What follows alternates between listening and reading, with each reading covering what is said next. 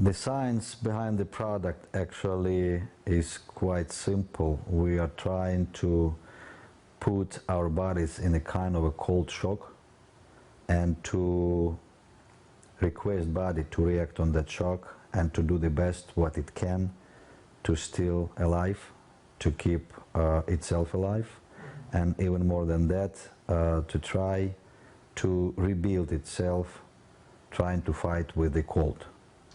So, and we have two different type of cold procedures. One is a cold procedure, as we call it, as it is, and the other one is a cryo procedure. The difference between those two is actually in the temperature level.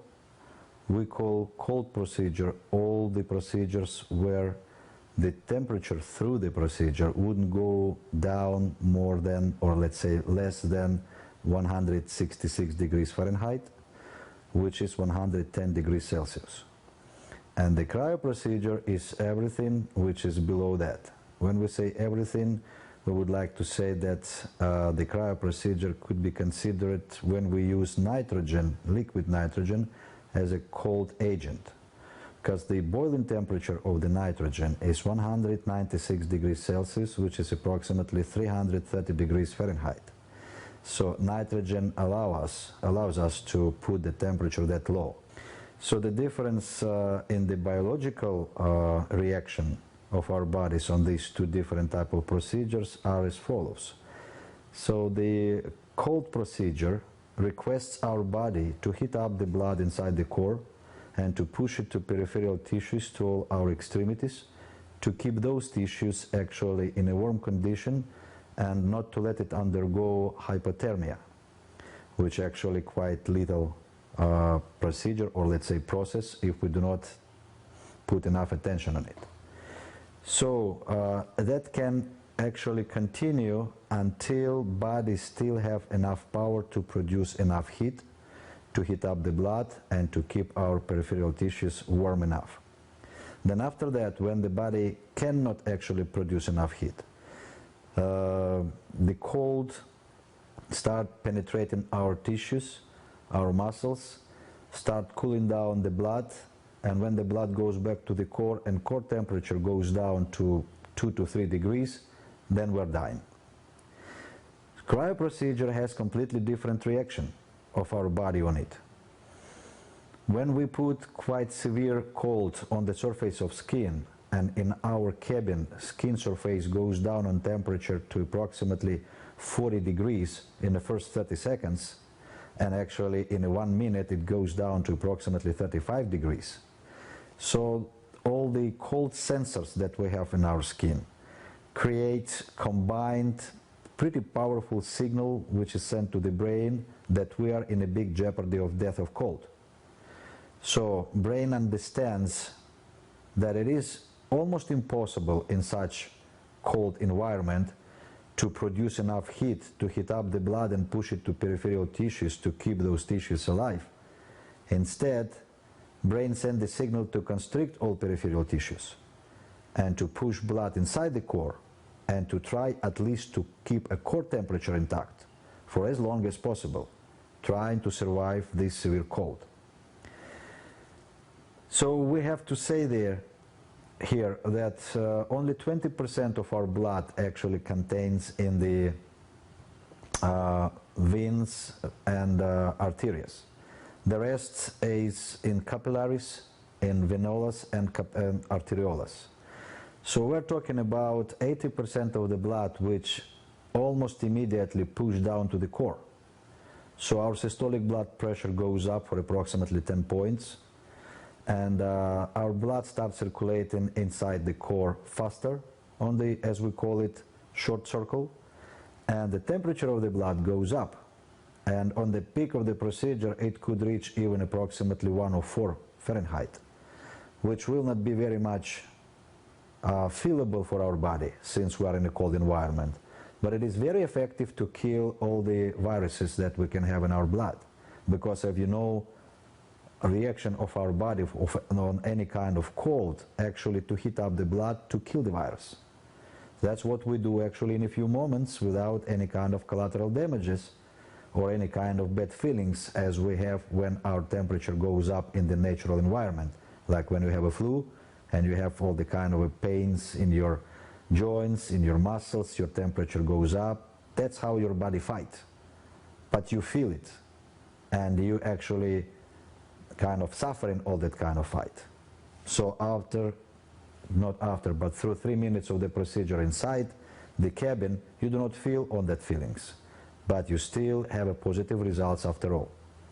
Besides, trying to keep ourselves as long as possible in a life condition, our body tries to release all the resources that it has in itself to fight the problem. So it means hormones, enzymes are going into the bloodstream.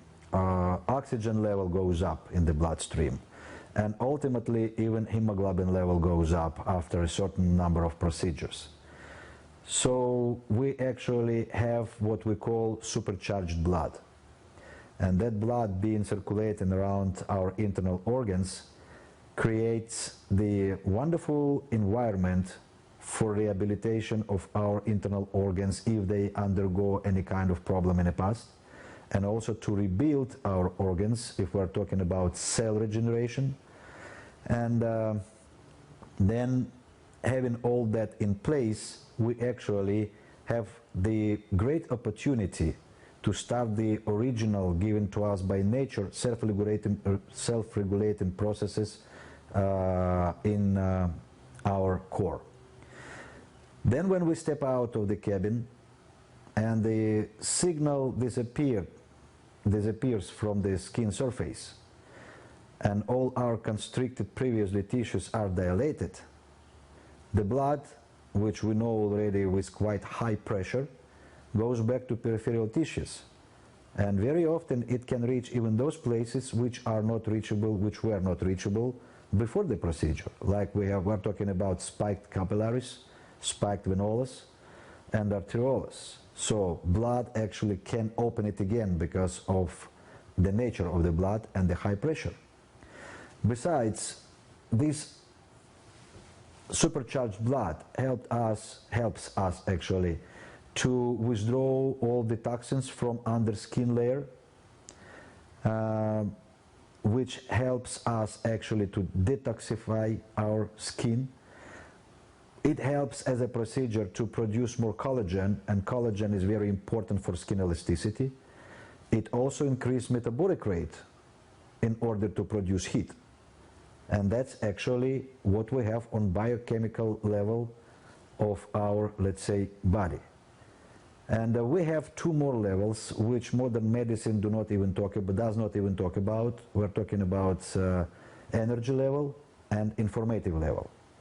As we have our blood circulating inside blood system, which is net for our blood, same net we have for energy, which we call meridians, 12 main meridians and a lot of collateral meridians. Those doctors who are acupuncturists, they know what I'm talking about. And just 5-6 years ago, acupuncturists were considered as doctors. So the same thing we have for our informative level or information exchange level, which we call nerve system, which is also net. So we know from the law of physics that if we get electric wire and heat up one end of it and cool down the other end, electric current will appear in that wire because of the difference of the temperature. The same thing happened with our energy system. Main meridians actually are buried inside our bodies, but collateral meridians goes to the surface. Actually, main meridians also end up on the surface, but not that much as collateral.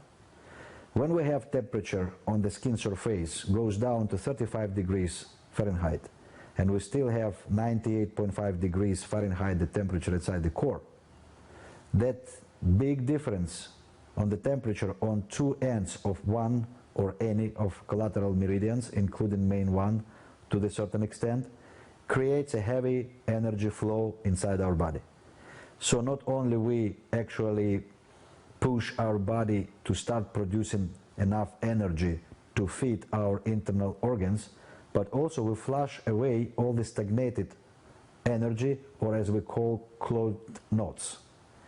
So these knots, if they are clogged, they do not let energy go through, and if energy cannot reach organ which is supposed to be fed by this energy, organs start dying. And let's say we have spleen, which is lack of energy. It starts dying, and we do not know about that until it manifests itself on the biochemical level. But that's too late, because organ is almost destroyed.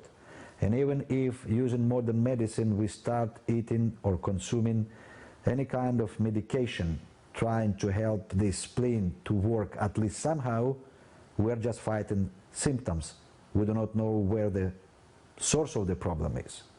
And we know now it's just because there is not enough energy to support that spleen operating.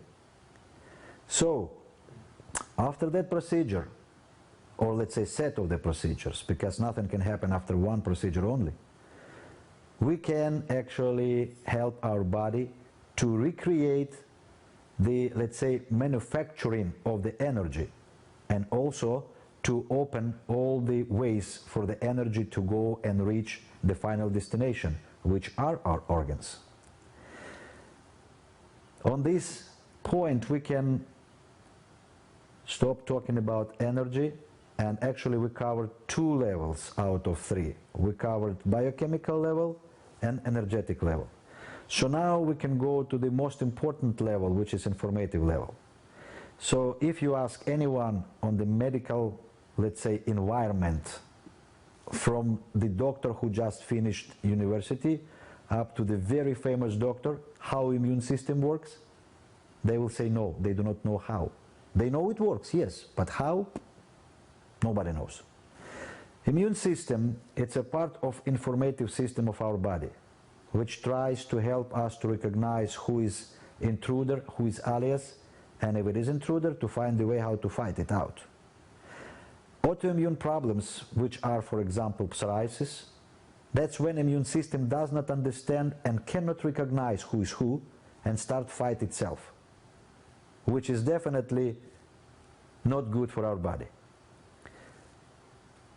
Someone from the medical environment may blame me that I do not use proper words to explain things. Could be right, but what's the reason for me to use those words which they use, not have an opportunity to explain anyway anything? So I'm just explaining it from my point of view, and from point of view of those who consider cryotherapy is a very helpful, let's say, procedures to help ourselves to come to the point of original self-regulating processes that we have been given to us by nature. That's the most important thing about cryotherapy. It doesn't have any collateral damages because it doesn't do anything to the body. We do not treat anything, we do not cure anything. We just ask our bodies to start operate the way which nature ordered them from the beginning. And if we can undergo that level, so I'm pretty positive we can get very positive results trying to help ourselves to heal itself. That's actually how it works.